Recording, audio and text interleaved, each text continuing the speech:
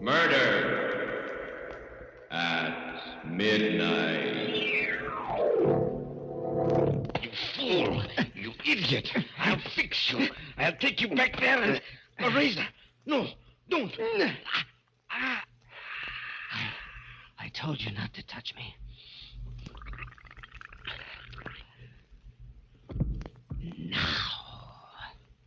Now it's all over. We've played our last performance together. Midnight, the witching hour when the night is darkest, our fears the strongest, our strength at its lowest ebb. Midnight, when the graves gape open and death strikes. How? You'll learn the answer in just a minute in The Secret of XR-3.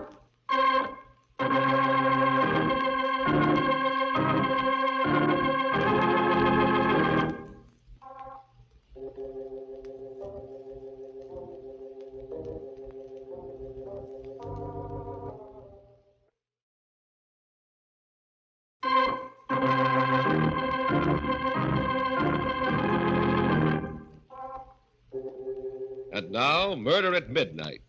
Tales of mystery and terror by radio's masters of the macabre. Our story by Max Ehrlich is The Secret of XR-3. The death house.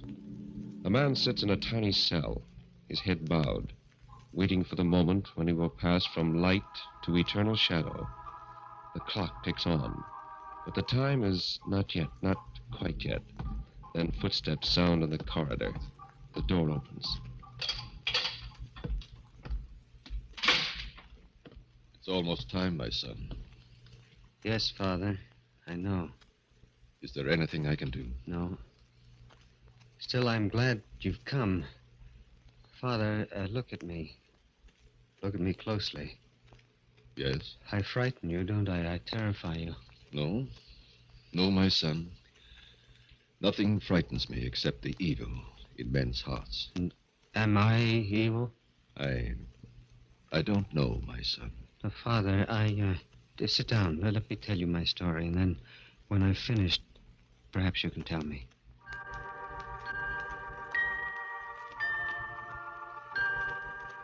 They call me Gorgo.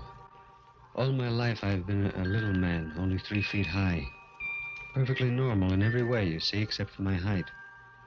Perhaps you saw me down at the Century Theater not so long ago, the vaudeville team of Petrov and Gorgo, acrobats supreme.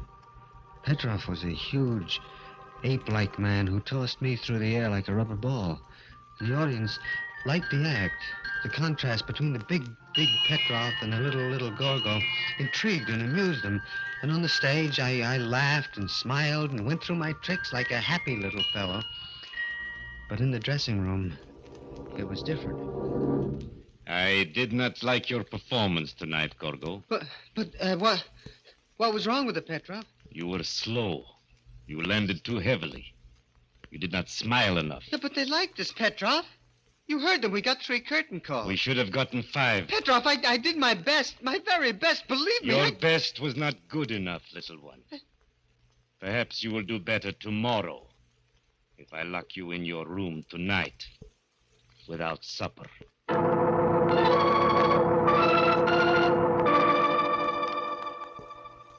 That was Vladimir Petrov, a gorilla of a man and master of my body and soul. How I hated him. How many times I wept in the silence of my room. All my life I had walked in the shadows of bigger people. See, all my life I had looked up instead of straight ahead, endured the stares of the curious and sensed the pity that was in their hearts. And that was why I used to wait in the alley near the stage door between performances, because it was dark there. I loved the dark. It protected me and hid me from those who stared and mocked. One night... I beg your pardon. You were Gorgo? Yes? My name is Dr. Mead. I saw your performance earlier tonight. I was just coming in to see you. Yes? What about?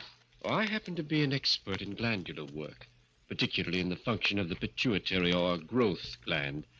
I think the results of my recent experiments will interest you. I don't understand, Dr. Mead. Did you ever hear of XR-3? XR-3? No. Well, it's an extract, a synthetic, I discovered about 2 years ago. In my experiments to date, whenever I injected it into stunted or dwarfed animals, they grew. They grew? Yes. You mean to normal size? Well, by using controlled doses, yes. You mean if you could do this with animals, then you could... I don't know, Gorgo. I think the time has come to try. Except for your size, you were perfectly formed, just what I've been looking for. I came to ask you if you'd volunteer. Yes. You understand, I can't guarantee a thing. I understand, and that doesn't matter. Dr. Mead, you don't know what it means, even a chance to grow to normal size. Why, One thing, though, I must have your written permission. My permission? Yes, Dr. Mead, I'll give it to you gladly. I'll do anything. You speak a little hastily, do you not, Gorgo? Petrov. Yes, little one. I'm sorry, Dr. Mead. I'm afraid you will have to find someone else for your experiments. Someone else? My little friend cannot act as your guinea pig without my consent. You see, I am Gorgo's legal guardian, and I have the papers to prove it. No, Petrov, no, you've got to give me this chance. Silence, little fool. As I said, I am sorry, Doctor, but... But, my dear sir, if I can make Gorgo grow to normal size... If you did, what would become of our act? It would be worthless. The people come to see Big Petrov and Little Gorgo. Do you mean to say, Mr. Petrov, that you would let your vaudeville act stand in the way? Yes. I spent years building the team of Petrov and Gorgo. Do you think I am going to let you ruin my investment now? Petrov, please let him do it. You've got to. Shut up, you little fool, and get inside. Petrov! As for you, Doctor, I wouldn't advise you to come around here again. This was a blow I could not stand. Dr. Mead had opened a prison door for me, and Petrov had slammed it shut again. I resolved then that come what may, I would have my chance.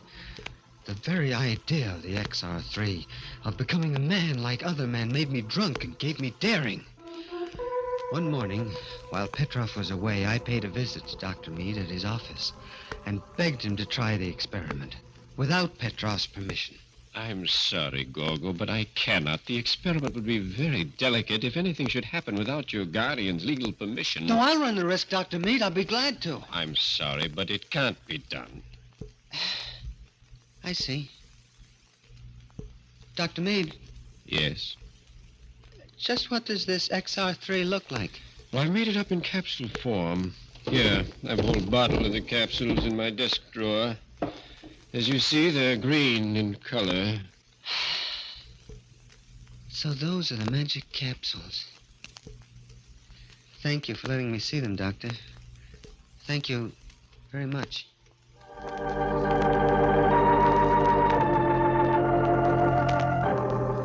Late that night, I slipped out of my hotel room and down the fire escape.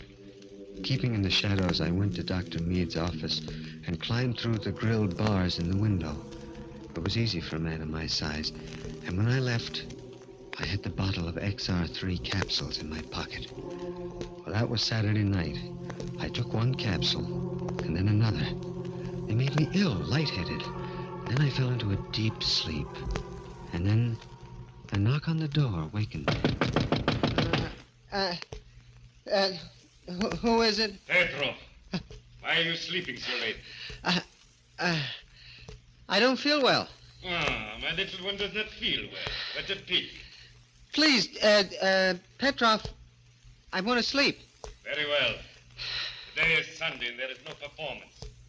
But tomorrow, my little Gorgo, you had better be in the best of health, understand? Otherwise, I'll see that you really become sick. After he left, I fell into the deep sleep again. And then something woke me. My muscles ached as though I had been stretched on a rack. It was daylight again. It was Monday. My pajamas seemed uncomfortably tight, and I looked down, and the sleeves only reached my elbows. I stared, and my heart stopped beating. Then I remembered the XR-3. Like a drunken man, I staggered over to the mirror, looked. Yes, I had grown. I had grown. My pajamas were stretched to bursting. I was growing. I was at least 5 feet tall. 5 feet tall! It was almost time for the performance now. Petrov would be coming for me any minute, and I didn't want him to see me. Not yet. So I piled furniture against the door and waited. All right, Gorgo. Time to go to the theater. I can't go, Petrov. Not tonight. I'm still sick. What? You little swine, do you think I'm going to postpone a performance because you're sick? Open the door. No. Petrov, no. Don't come in. Don't come in. You little fool, I'll break every bone in your body. I had the key, and I heard it turning in the lock. The furniture against the door would only hold for a minute, and I ran to my valise, took out a straight razor, and then, like a frightened animal, I waited. Barricade the door, will you? I'll show you what it means to be. Now, my little... Gorgo. In the name of heaven, what? Yes, Petrov. I got it. I stole the XR-3, and I took it. Now, you see... You idiot. Do you realize what you've done? You've ruined the act. You've ruined it, do you hear? Yes, but I'm a man now. I'm a man, not a dwarf. They won't stare at me now. They won't... No? That's what you think. If that doctor could make you grow, he can make you small again. Smaller than ever. No, Petrov, no! Yes, Gorgo. You've grown, but not so much that I can't handle you. We're going to see him right now. Petrov, no! Let me alone, for heaven's sake! Don't struggle, you... Razor! No, don't! I told you to leave me alone. I told you. And now it's all over. We've played our last performance together, Petrov. A doomed man, sitting in the death house, pauses in his story, recalling the first time the clock struck 12 for... Murder at midnight.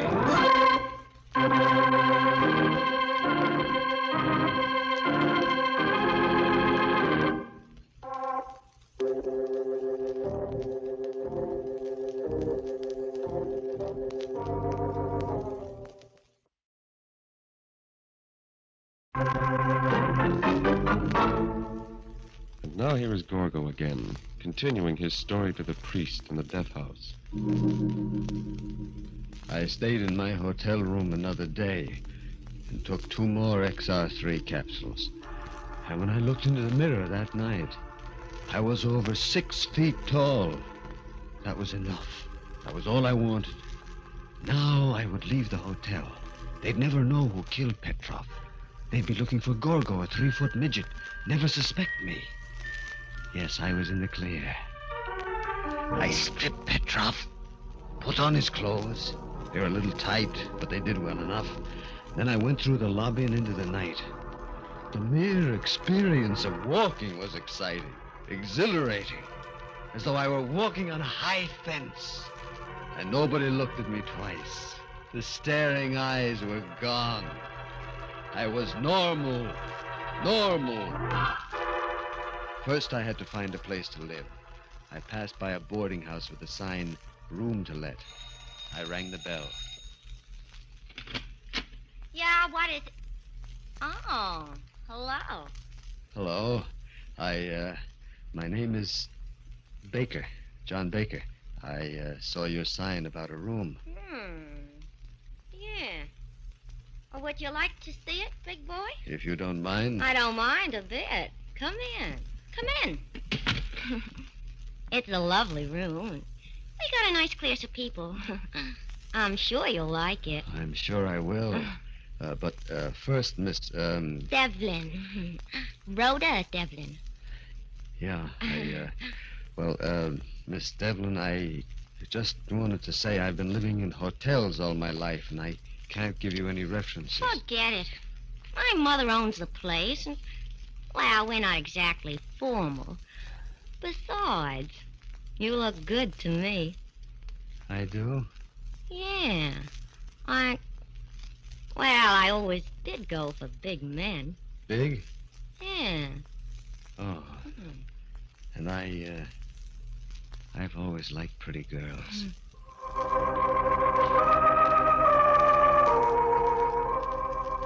This was a dream come true. I was a normal man, and a normal girl was attracted to me. She was blonde and blue-eyed, and her head came up to my shoulder. A week passed. A week that was beyond my wildest dreams. I took Rhoda out, and we went everywhere. I fell in love with her. Madly in love. She was so small, so delicate. I wanted to protect her always.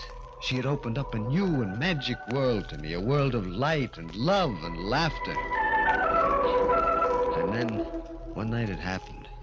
I was taking Rhoda home from the movies, and we were passing a billiard parlor, and there were several idlers in front of the place. They began saying things. Hey, look at the giant. Yeah.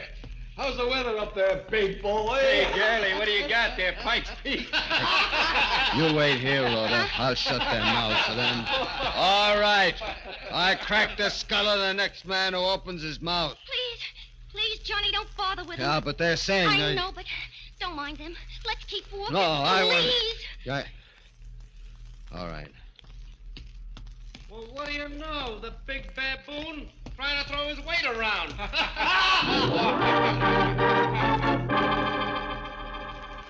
I wanted to smash their jeering faces, knock them down. But Rhoda and I walked on to her mother's boarding house, and she was strangely silent as we entered the dimly lit foyer. She hadn't said a single word since we had passed that billiard parlor. I was vaguely disturbed. I took her in my arms, but she pushed me away.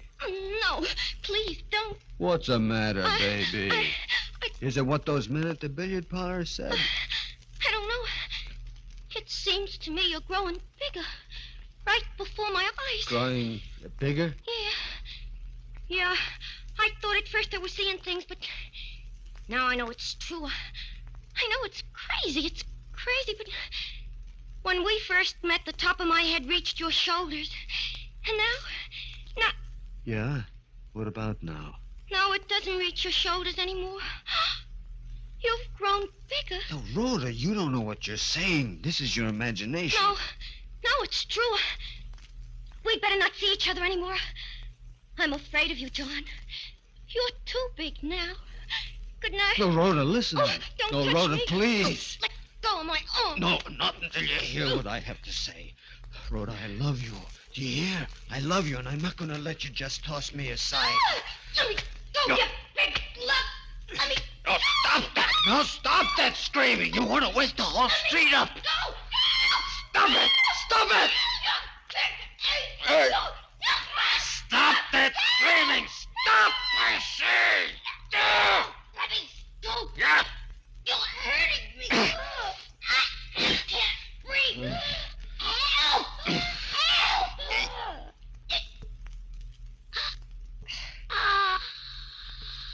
Hey, Rhoda.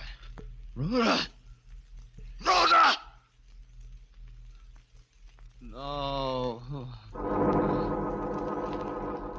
Her lifeless body sagged in my arms. I'd forgotten my own strength. And in my fury, I'd strangled her. Like a man in a dream, I lowered her body gently to the floor and then turned to look at my reflection in the full-length mirror in the foyer. Yes, it was true. The pitiless mirror reflected a giant. I'd grown at least 6 inches. The XR-3 had continued its work, was making me grow even now. Now I was a freak again. They stared at me again and pitied me. The beautiful, normal world I had so briefly enjoyed came crashing down over my ears. I ran out of the house like a wild man and into the street. Dr. Meade. Yes, I had to see him. At once, I ran to his office, avoiding the well-lit streets, and the light was on. And I prayed that he was in. I knocked on the door. Yes? What? Good Lord. Hello, Dr. Meade. You remember me? Why, no, I can't say that I do. Look up into my face, Doctor. The features are the same you looked down upon not so long ago. Go, the midget. No, Dr. Meade. It's Gorgo the Giant now. So it was you who stole the bottle of XR-3 capsules from my desk. Yes. And this is the result. This and Petrov's murder. He deserved to die. It does not alter the fact that it still was murder. Dr. Meade! I'm not here to argue law with you. I want you to save me. You've got to stop this growing process. But how? What can I do? An antidote. You must have an antidote. I'm sorry, but I haven't. There just isn't any. What? No antidote? Oh, you're lying. I assure you I'm telling the truth, Gorgo. I was interested in making things grow, not making them smaller. Yeah. Then I'm lost. There's no way out. I'm sorry. All my life I was a little man. I wanted to know what it was like to be a big man. Now I am big. Too big.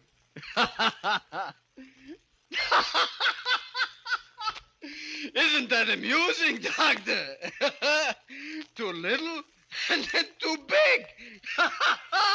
Like the swing of a pendulum.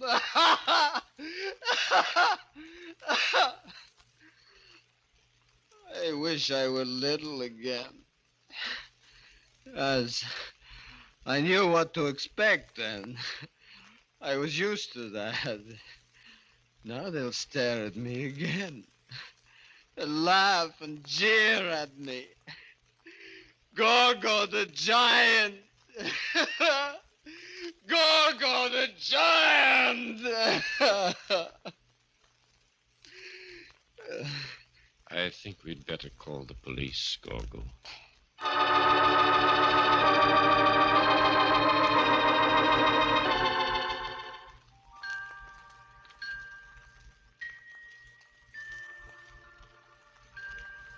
Well, Father, that's my story. See, that's why I'm here in the death house. Now, tell me, am I evil? No, my son. You have been unfortunate, but not evil. You have sinned, yes. But you have been sinned against, too, and they're coming for you, Gorgo. I hear. And I'm glad. Glad? Yes, glad. I don't mind dying now. This world, Father, what has it ever meant to me? But there, in the next world, there no man will be strange and all will be equal. And perhaps there I will find peace.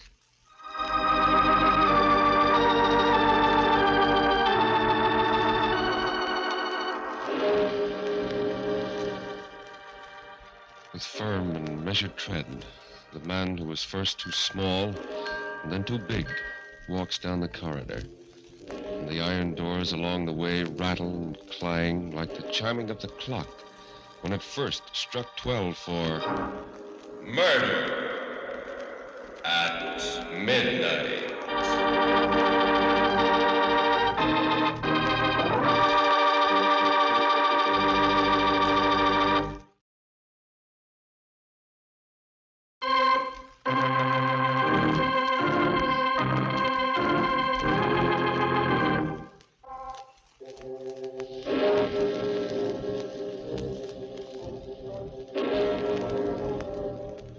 Remember to be with us again when death walks through the darkness with giant strides, and the clocks strike 12 for Murder at Midnight.